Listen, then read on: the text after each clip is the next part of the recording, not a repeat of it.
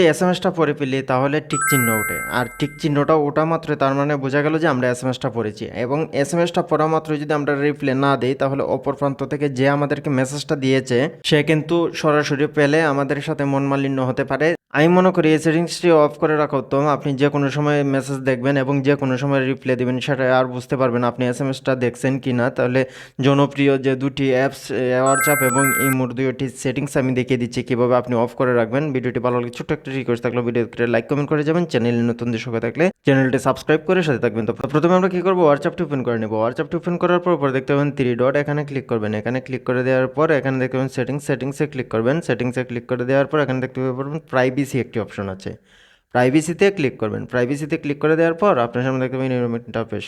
তো এখানে দেখতে পাবেন রেড রিসিভ একটি অপশন আছে অন করা, আমরা কি করব এটাকে অফ করে দেবো। এটা যে অন করা আছে, এখন যদি আমরা কোনো একটা এসএমএস দেখি তাহলে দেখতে পাবেন অপর প্রান্ত থেকে হ্যাঁ বুঝতে পারবে যে এটা আমি এসএমএসটা পড়েছি। আমি আপনাদেরকে দেখিয়ে দিচ্ছি।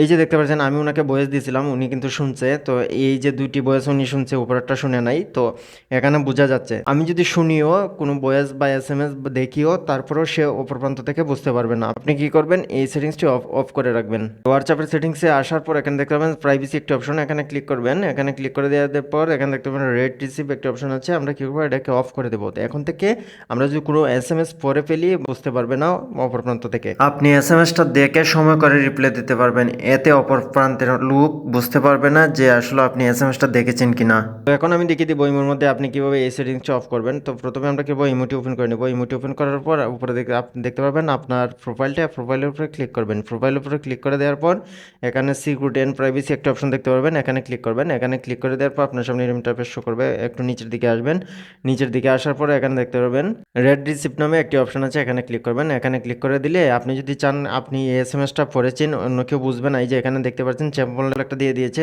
আপনি রিসিপ্ট করেছেন মানে মেসেজটা পড়েছেন সবাই দেখতে পারবে, এখানে এভরিওয়ান মানে সবাই দেখতে পারবে। আর আপনি যদি এখানে চান কাস্ট মাই কন্ট্যাক্টে ক্লিক করে দেন তাহলে শুধুমাত্র আপনার ফ্রেন্ড সার্কেল যারা যারা আছে আপনার ফোনে সেভ করা শুধু তারাই দেখতে পারবে যে আপনি এসএমএসটা পড়েছেন। তো আমি এসএমএসটা পড়েছি কিনা সে কেউই দেখতে পারবে না, যে কারণে আমি কী করবো এখানে নোবডি দিয়ে দেবো।